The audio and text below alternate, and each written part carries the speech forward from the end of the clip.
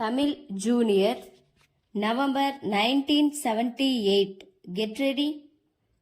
10 seconds. 5 seconds. Start. மாண்புமிகு மேலவை துணைத் தலைவர் அவர்களே, தமிழ்நாடு ஆளுநர் பேருரையின் மீது பேசுவதற்கான ஒரு வாய்ப்பை இன்று நான் பெற்றிருக்கிறேன். ஆளுநர் பேருரையில் எனக்கு முன்னாள் நண்பர் திரு கணபதி அவர்கள் கல்வித்துறை பற்றி, கல்வித்துறையில் உள்ள ஆசிரியர்களின் பிரச்சனை பற்றி, மாற்றங்களை பற்றி எதுவுமே இல்லாததால் ஏமாற்றம் ஏற்பட்டிருக்கிறது என்று கூறினார்கள். அந்த ஏமாற்றம் ஆசிரியர் சமுதாயம் பூராவுக்குமே இருக்கிறது, எனக்கும் இருக்கிறது என்பதை தெரிவித்துக் கொள்ளுகிறேன். அடுத்து, இந்த தனியார் பள்ளி ஆசிரியர்களுக்கு பாதுகாப்பற்ற நிலை நீண்ட நாட்களாக இருந்து வருகிறது.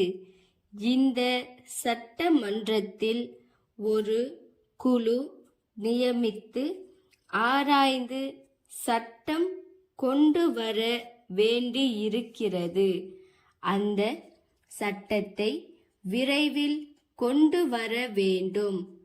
கல்வித்துறையில் பல்வேறு மாநிலங்களில் கல்விக்காக வெவ்வேறு வாரியங்கள் அமைக்கப்பட்டிருக்கின்ற போது, இங்கும் தனியாக கல்விக்காக வாரியத்தை ஏற்படுத்த வேண்டும்.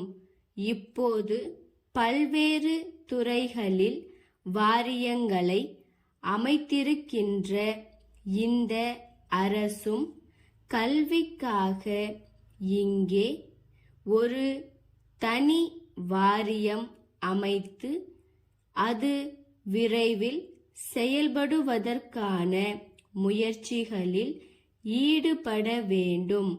இந்த அரசு பல்வேறு துறைகளில் முன்னேற்றமான காரியங்களில் ஈடுபட்டிருக்கும் போது, இந்த கல்வித்துறையில் இன்னும் வேகமான காரியங்களை செயலாற்றுவதற்கு முயற்சி இல்லாதது கண்டு நான் வருந்துகிறேன். நான் வெளிநாடு சென்றதில்லை. கல்வி அமைச்சர் வெளிநாடு சென்று விட்டு வந்து நிலைமையை இங்கே சொன்னார்கள். மாற்றத்துக்கு நாம் தயாராக இல்லாத வரையில் இந்த சமுதாயம் நிச்சயமாக முன்னேற முடியாது என்று சொன்னார்கள்.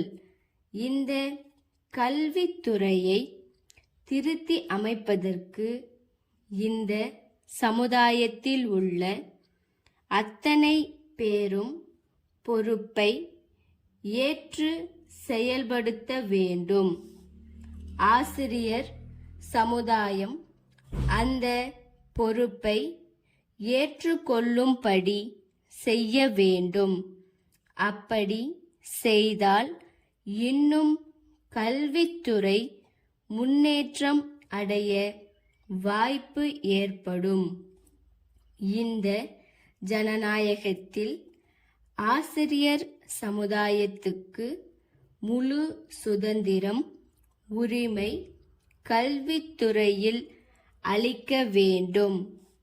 இதை அமைச்சர் ஏற்றுக்கொள்ள வேண்டும் என்று நான் விரும்புகிறேன். கூட்டு கல்விக்குழு அமைப்பதன் மூலம் ஆசிரியர் சங்கத்தினுடைய பிரதிநிதியும் கல்வி செயலாளரும் கல்வி அதிகாரிகளும் ஒரு மாதத்திற்கு ஒரு முறை உட்கார்ந்து பேசி பிரச்சனைகளை தீர்ப்பதற்கான செயலில் ஈடுபட வேண்டும் என்று இங்கே நான் கேட்டுக்கொள்கிறேன். சென்னை போக்குவரத்து கமிஷனர் அரசாங்க உள்துறை செயலாளருக்கு எழுதிய கடிதம்.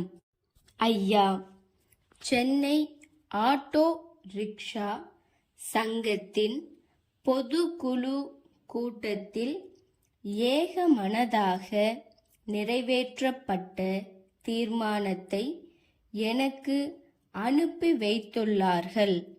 அது பற்றி என் கருத்தை தெரிவிக்கிறேன். வெகு காலமாக ஆட்டோ ரிக்ஷா கட்டணம் கிலோமீட்டருக்கு 80 பைசா என்று இருக்கிறது. எவ்வளவோ விலைவாசி உயர்ந்தும் இக்கட்டணம் மாறாமல் அப்படியே இருக்கிறது. இதனால் நூற்றுக்கணக்கான குடும்பத்தினர் பாதிக்கப்படுவதாகவும், குறைந்த அளவிலாவது இக்கட்டணத்தை அதிகரிக்க வேண்டும் என்றும் வேண்டுகோள் விடுத்திருக்கிறார்கள். இதை பரிசீலிக்க சில அவசியமான புள்ளி விவரங்கள் தேவைப்படுகின்றன. உதாரணமாக, டெல்லி, பம்பாய், கல்கத்தா போன்ற பெருநகரங்களில் இக்கட்டணம் எப்படி இருக்கிறது என்று பார்க்க வேண்டும். ஒரு குழுவை அரசு அமைத்து அதன் பரிந்துரைகளை பெற்று ஆவண செய்யலாம். தங்கள் நம்பிக்கையுள்ள ஸ்டாப்